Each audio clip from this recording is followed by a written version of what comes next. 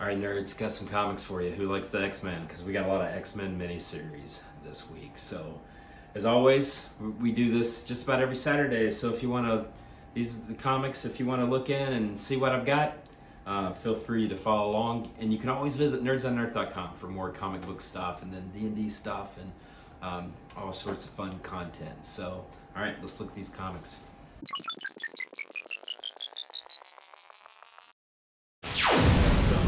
X-Men miniseries, and I was not lying. Look at this. Nightcrawler number 1. Nightcrawler number 2. Nightcrawler number 3. And Nightcrawler number 4. Now this is a wild miniseries. This was written by Dave Cockrum, the artist that was the co-creator of Nightcrawler back in Giant Size X-Men number 1. And it is just a weird, silly, fun little tale. Are these the boogies, the boggies? The little stuffed animal night crawlers that kind of come to be a recurring thing through the X-Men. That's what you see in this miniseries. It's a lot of fun.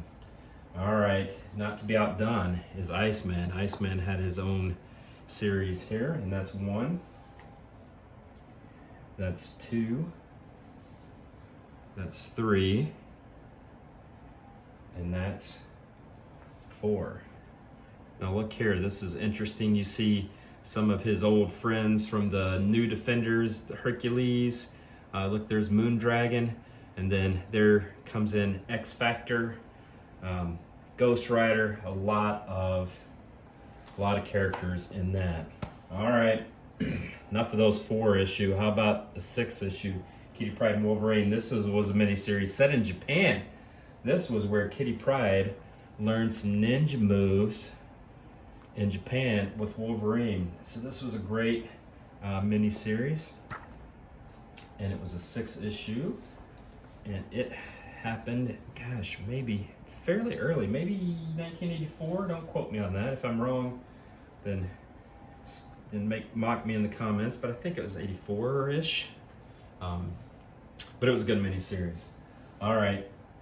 I lied. It's not all X-Men. This is the Silver Surfer 1 and 2. Look at this. This is from the Epic Comics imprint. A little 2-issue Silver Surfer.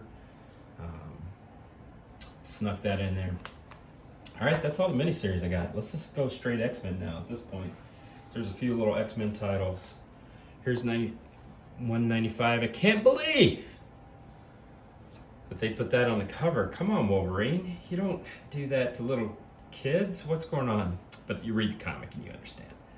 All right, number 207. I always love this. Whenever I see this cover, I pick it up. So I have like a gazillion of these because it's not a valuable comic. I just think that cover is so cool. Now these are interesting a little thereafter. 210. This starts the Mutant Massacre. Mutant Massacre, if you don't know, was kind of a gritty. Sorry, let's pause here. This is the 25th. Anniversary cover. These, a lot of folks are starting just to collect this series of covers. If you're a Marvel fan back in the mid 80s, you'll remember these fondly. Every issue of every Marvel comic in that month had a cover like this with all the characters around it. And so I know a lot of folks that they're just collecting these covers now. Anyway, back to the Mutant Massacre. Here's another issue from that.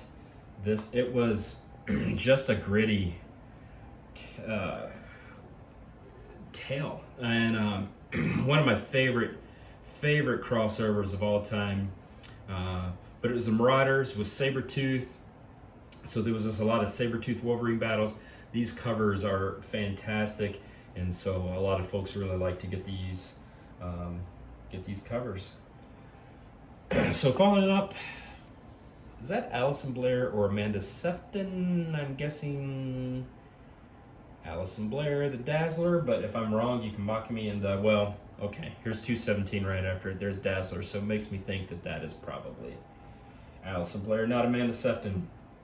So here is, I think this is when Dazzler joins the X-Men officially. And here's where Havoc joins the X-Men officially.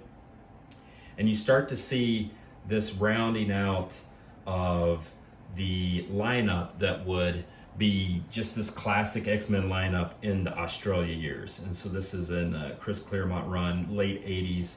This was a classic lineup. A lot of people think that when the X-Men were in Australia, that was when the X-Men comic, which again was, some people say, the best run ever, but in the midst of Claremont's run, a lot of people think, gosh, that was when it was really great. And that includes like Dark Phoenix and Days of Future Past. The Australia years, a lot of folks just really connected with the characters, and it was just some interesting, bold stuff. So this is X-Men 221. I have about 10 of these as well, because this is the first appearance of Mr. Sinister. I mean, come on, Mr. Sinister, you gotta love that, right? And so that is X-Men 221. X-Men 230, I like this one. This is a Christmas issue of X-Men. 234, The Brood is back. This is a classic cover of Wolverine being taken over as a Brood host. All right, 239, I think this is the first cover appearance of Sinister maybe, and second appearance of Sinister. But this starts the Inferno storyline. And so you see the Marauders make a reappearance from the Mutant Massacre. Again, we discover that Sinister was behind the Marauders. We have the Goblin Queen, though, which is Madeline Pryor. Inferno was some wild stuff, and it was some really good comics. And so this is Inferno. Short stack to close us out. The last comic we have is X-Men 244, which is the first appearance of Jubilee. And so that's kind of a fun book. All right, that's our stack for the day.